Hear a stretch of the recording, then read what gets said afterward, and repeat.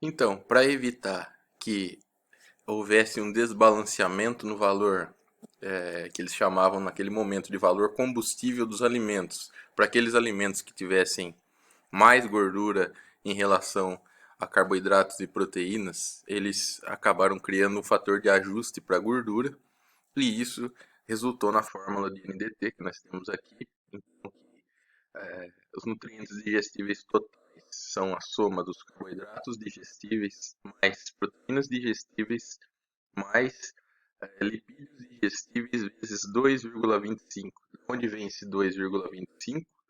Exatamente da divisão 9 sobre 4, 2,25, porque gordura tem 2,25 vezes mais energia do que hidratos ou proteínas, de certa forma. Então, balanceando o valor combustível dos alimentos quando colocados nessa fórmula.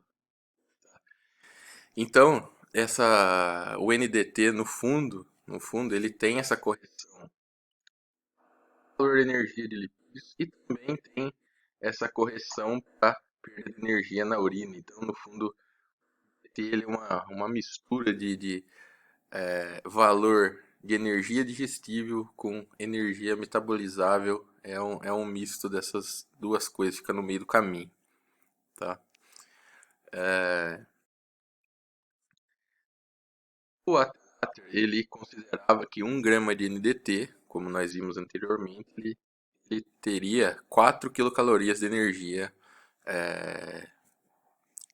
para humanos, então metabolizável.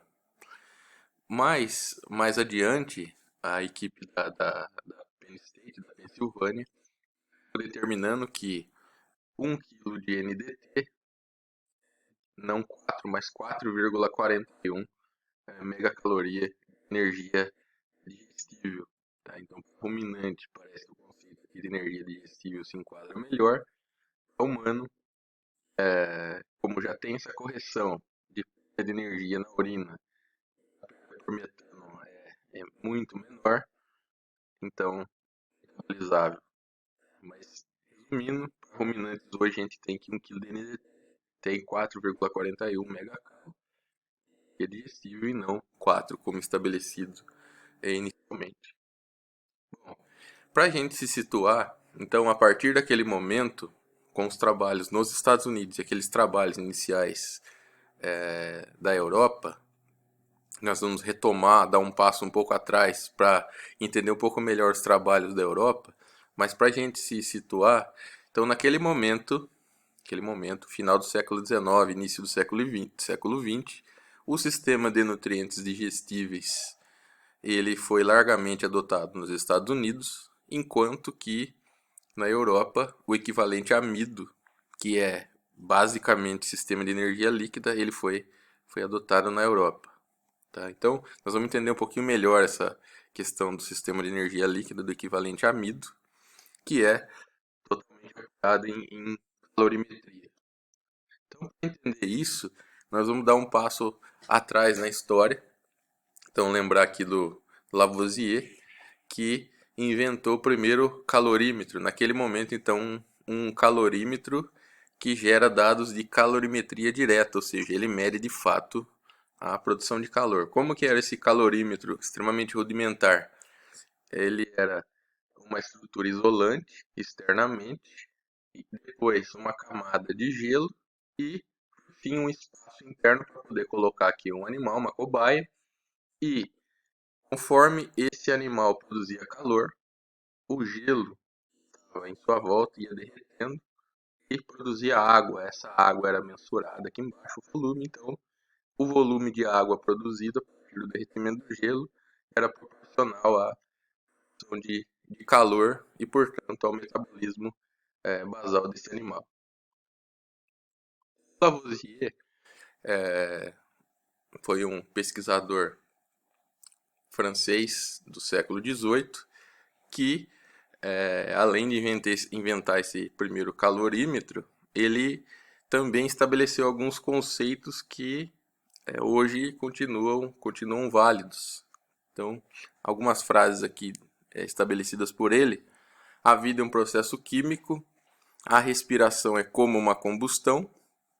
E a última frase, que talvez seja a mais conhecida, é: na natureza nada se cria, nada se perde, tudo se transforma, que é a base, né? Primeira lei da termodinâmica, a base dos ensaios de energia líquida, calorimetria. Então, aqui nesse slide nós temos aqui uma figura, um esboço muito superficial do que foi um ensaio super famoso do Lavoisier. Então, o ensaio de respiração, calorimetria agora indireta, porque calorimetria indireta agora, não mais ele estava medindo a produção de calor diretamente, mas medindo trocas gasosas. Essas trocas gasosas, ou seja, conforme o animal respira, ele consome oxigênio, libera o CO2 e esses volumes consumidos de oxigênio e expirados de CO2, eles têm, é, obviamente, uma relação íntima, direta com produção de calor, com o metabolismo do animal. Bom, como que o Lavoisier fez esse experimento? Ele queria, ao final, medir volume produzido de CO2 e volume de oxigênio consumido. Então, ele criou uma estrutura, ele isolava do ambiente externo, então uma estrutura aqui de vidro, colocou lá dentro uma cobaia, então no ar a maior parte do ar é nitrogênio e oxigênio. Então esse animal ficou lá dentro dessa estrutura isolada por aproximadamente 10 horas.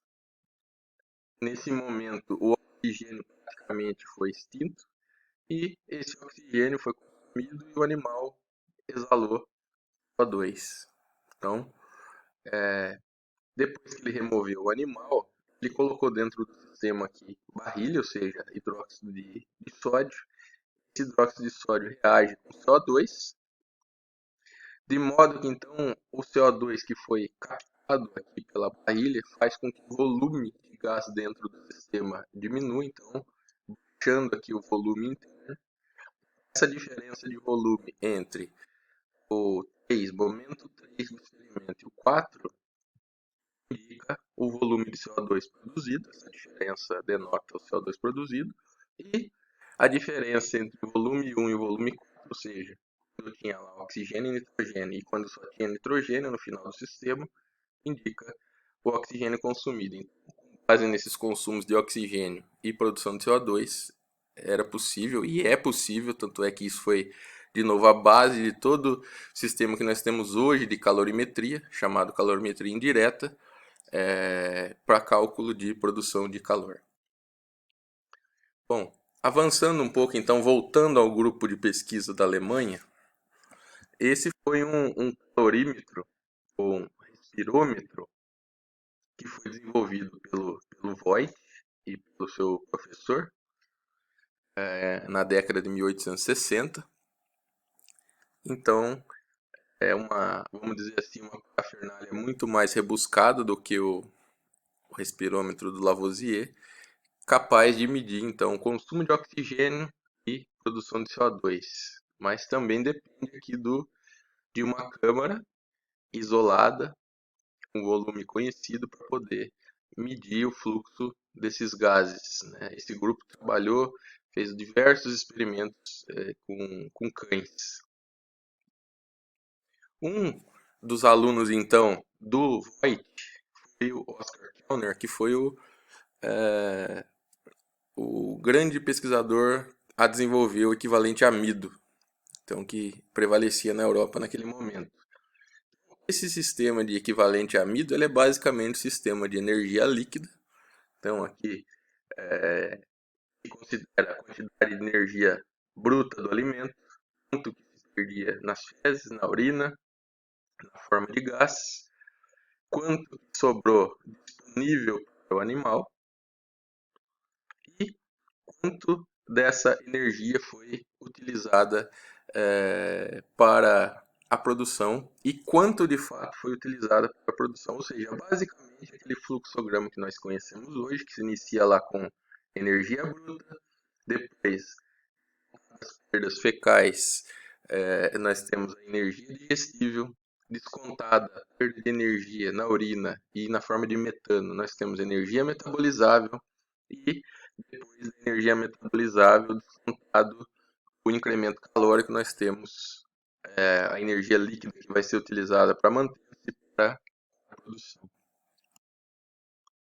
Conceito ou dois conceitos super importantes também, além desses trabalhos feitos com o equivalente amido, que foram estabelecidos pelo Oscar Kellner, foram estabelecimento do conceito do que é metabolismo e do que é nutriente.